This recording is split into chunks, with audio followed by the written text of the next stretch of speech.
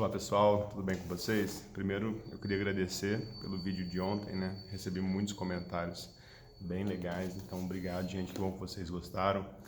E o vídeo de ontem, para quem não viu, foi sobre a música Romaria de Renato Teixeira. E lá ele pede a Santa Maria paz nos desaventos. E eu menciono que isso nos remete a uma outra música que é A Perfeita Alegria, de São Francisco de Assis. Igualmente, ela também é um poema cantado, então vou precisar aqui ler para vocês, para que nós possamos compreender conjuntamente. Quando eu abri aqui no site de letras, eu vi tanto comentário de pessoas que não compreenderam por ignorância no sentido de desconhecimento do que seria de fato a caridade cristã, o amor cristão, a ideia de Cristo sobre o amor. Então eu quero jogar luzes sobre essa matéria aqui para que vocês consigam ler e compreender essa música, que ela é tão importante para mim. Depois que eu ouvi ela pela primeira vez, e a segunda, a terceira, ela também tem camadas e camadas de significado, assim como Romaria, assim como as Escrituras. E de fato são palavras ainda que modificadas em várias línguas, né? Foi traduzida de cada jeito, cada língua uma maneira um pouquinho diferente, mas é a ideia de São Francisco sobre a perfeita alegria. Isso de fato é. Então, se vocês tiverem essa música em suas cabeças, diariamente, ainda mais nos desaventos, é possível que vocês encontrem alegria. Então vamos lá. Começa assim: Frei Leão e Francisco caminhando de Perúzia a Santa Maria, que são cidades na Itália. O inverno rigoroso, o inverno na Itália passa de menos 10 graus, menos 12, menos 14 graus Celsius. E eles com aquelas roupas bem finas, né, que eles usavam nos conventos, caminhando ali horas e horas. Salvo engano, são 4 horas de caminhada de um a outro. Aí eles estavam com fome, com frio. E aí Frei Leão estava na frente, ligeiro, querendo chegar rápido. E aí Francisco, naquela paz, diz assim: Frei Leão toma notas se queres saber o que é a perfeita alegria. Então imaginem essa cena. Vou ler aqui esse primeiro pedaço para vocês. Cai a tarde de inverno impiedoso e Francisco e Leão sobre a neve caminham. Vão tornando a Santa Maria com fome e com frio ao final de outro dia. Frei Leão vai na frente ligeiro. Frei Francisco o chama e lhe diz: Frei Leão toma nota se queres saber o que é a perfeita alegria. Então imaginem, né? São Francisco vira para você e fala: toma nota se queres saber o que é a perfeita alegria. Tomemos nota então. E aí ele começa. Aqui o pessoal faz um erro de não imaginar a própria vida. Eles estão falando aqui, eles são freis, né? Então o que é a perfeita alegria para um frei? Ele começa aqui, mas imagine você na sua profissão. Ele começa assim: se nós tivermos a graça de Deus de pregar o Evangelho e a cruz, e por obras e exemplos pudermos levar a Jesus, e convertêssemos os homens à fé, até mesmo os de mau coração. Frei Leão, isso ainda não é a perfeita alegria. Então o que ele está dizendo? O máximo que você consegue chegar na sua carreira aqui, fazer o que você precisa ser feito com maestria, isso ainda não é a perfeita alegria. Aí ele continua: imagine, Leão, que Deus nos tenha dado a graça de a todos curar, de fazer ver aos cegos, aos coxos andar, surdo ouvir e os mudos falar, e que até os demônios fugissem ao comando do nosso olhar, e que os mortos nós ressuscitássemos. Leão, isso ainda não é a perfeita alegria. Imagine o seu ofício, o meu ofício, eu sou advogado. Imagine que eu ganhe dinheiro, isso não é a perfeita alegria. Imagine que eu faça a justiça para os meus clientes, isso não é a perfeita alegria. Imagine que eu tenha um impacto social positivo com o exercício da minha advocacia e transforme vidas, isso não é a perfeita alegria. E aqui ele começa a falar do ofício dele, né? Depois já vai vir algo místico, ainda que ele tivesse os poderes da cura de Cristo, nem isso ainda seria perfeita alegria. Aí ele continua ainda um nível superior. E se nós falássemos todas as línguas, com o dom de bem comunicar, transformando os reinos da terra em reinos de paz. E se soubéssemos toda a ciência e os segredos da terra e do mar, Frei Leão, isso ainda não é a perfeita alegria. E aqui vejam que interessante, né? A jogada que ele fez com o capítulo 13 aqui da carta paulina aos Coríntios.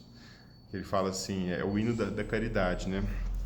Ele fala assim, se eu falasse todas as línguas dos homens e dos anjos, mas não tivesse o amor, eu seria como o bronze que soa ou o símbolo que retine.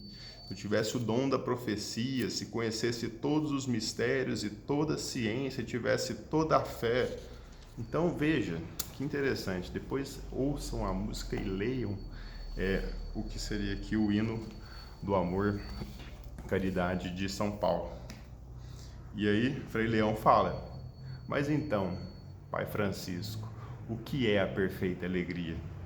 E ele fala, e São Francisco responde, se ao chegarmos ao nosso convento e batermos depressa esperando entrar, e o porteiro do lado de dentro, ao invés de abrir, põe-se assim a falar, quem sois vós que assim importunos nesta hora nos incomodais? Somos nós, teus irmãos, Frei Leão e Francisco, que chegam e querem entrar. E Frei Leão, se o porteiro disser que é mentira e que não abrirá, que encontremos um outro lugar em um canto qualquer, e se diante da porta fechada, sob a noite e a neve que cai, conservarmos a paz, isto é, a perfeita alegria. Então vejam que sensacional, seria a paz nos desaventos. E aí, os comentários que eu li foram assim, Cristo não quer que você sofra, Deus não te colocou nesse mundo para sofrer, não tem por que buscar o sofrimento desnecessário. Não é isso que ele está falando aqui. Ele está dizendo que você tem que lidar com o sofrimento que é inerente à vida de todos nós. Todos nós temos pequenos e grandes sofrimentos e médios sofrimentos, e há coisas que nós não podemos fazer. Então, suportar esse sofrimento com alegria, entender que esse sofrimento faz parte da vida, esse sofrimento é a vida acontecendo, seja o sofrimento mais bobinho. Vamos supor, minha filha acorda de manhã, de madrugada chorando, eu tenho que acordar, levantar, minha esposa tem que acordar, levantar. Isso é um pequeno sofrimento, claro, mas isso é a vida acontecendo. E aqui ele ainda vai um pouco mais além.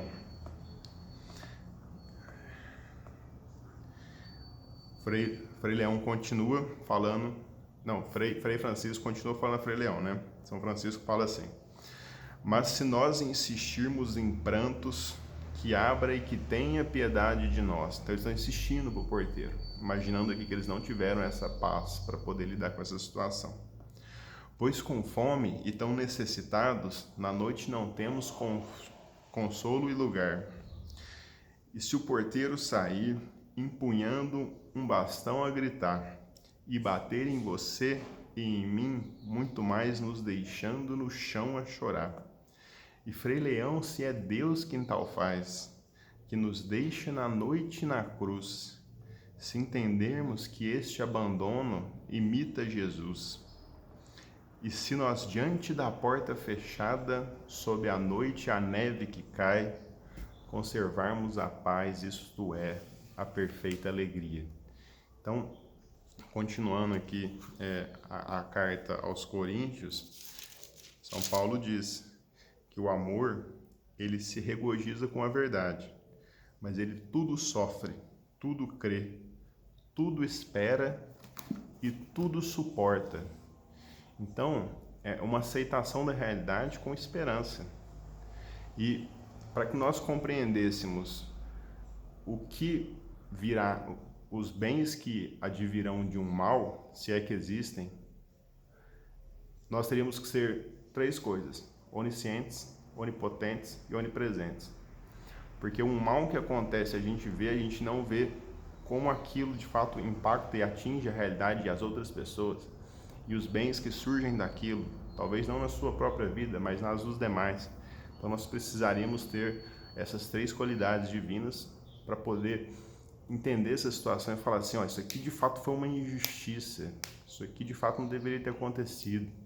E aqui é aquele eco que eu já falei em uma live anterior, é aquele eco da serpente, né? Você vê a realidade, você vê alguém que está ganhando mais que você, alguém que formou contigo e está ganhando mais, alguém que formou contigo e está com uma família constituída, está feliz, você sente uma certa inveja daquilo e pensa o seguinte, ó, se o mundo fosse bom, se o mundo fosse justo, as coisas não seriam como são. E aí você se coloca numa posição de criador, uma posição de Deus, julga de cima para baixo e fala, a realidade é ruim. Se fosse eu fazendo, seria melhor. O que é isso senão o sibilar da serpente, né? Serei como deuses, serei como deuses. E simbolicamente é a história de Adão e Eva que comeu do fruto da árvore proibida e aí toda a desgraça que adveio depois na história da humanidade. Então, primeiro nós temos que ter a noção de quão distantes nós estamos em termos de personalidade de São Francisco. Porque as pessoas começam a ouvir isso e pensam assim, ah não, então agora virei São Francisco, compreendi a caridade perfeita, então agora eu vou ter paz nos desaventos. Não é bem assim. Há um abismo entre a personalidade nossa e de São Francisco. Principalmente São Francisco, um dos maiores santos da Igreja Católica. Então a gente tem que ter uma certa humildade para olhar para São Francisco, agradecer por essa aula, mas saber que nós nunca chegaremos aos pés de São Francisco. E se ele está dizendo isso, de fato é isso mesmo. Então que nós cultivemos essa canção na nossa cabeça, que no fundo ela serve até de um tipo de oração, para quando você tiver desaventos, você encontre paz e pense nessa parte, né, nesse trecho final, que se diante da porta fechada, sob a noite e a neve que cai, se eu conservar a paz, aí sim eu terei a perfeita alegria. Então a gente tem que buscar essa alegria. E os santos são uníssonos no seguinte sentido: se você agradece a Deus em tempo de prosperidade, é uma coisa, tudo bem, perfeito, tem que agradecer mesmo. Mas se você é grato, ainda que nos desaventos, porque vocês colocam numa posição de humildade e sabe que a criação é boa, Deus criou o mundo e viu que era bom, Gênesis. Então, se você entende que a criação é boa, e que talvez você não está tendo aquele intelecto para conseguir entender o que está acontecendo, mas você sabe que a criação é boa, e até nos desaventos você agradece. Esse agradecimento vale 10 vezes mais, né? Alguns santos falam, né? Vale muito mais do que um agradecimento em tempo de prosperidade. E aqui uma passagem que vem na nossa cabeça é aquela de Marta e Maria. Infelizmente eu só vou poder gravar 15 minutos, senão não faz o upload no Instagram, vou tentar falar rapidinho. Jesus fala para Marta, né, que estava inquieta vendo Maria ali sentada. Maria não é a Santíssima Maria, mas é a irmã de Marta, Santa Marta. E Marta fala, Jesus, ela tinha que estar me ajudando aqui com os deveres domésticos, ela aí está sentada, te ouvindo. E aí Jesus responde, Marta, Marta, tu te inquietas com muitas coisas, mas uma só é necessária. E Maria escolheu a melhor parte, que não lhe será tirada. O que não lhe será tirada? Ele permanece depois da vida. Tudo que Marta estava fazendo, aqueles trabalhos, aquele ofício, arrumar casa, tudo isso vai perecer, tudo isso vai virar pó. Tudo isso vai se desmantelar. Agora, nossa personalidade, o que é imaterial, as escolhas que nós fazemos para desenvolver essa maturidade, isso não nos será tirado. Então, que nós não nos inquietemos com essas coisas e que nós escolhamos a melhor parte. Espero que tenham gostado do vídeo. Um abraço, pessoal.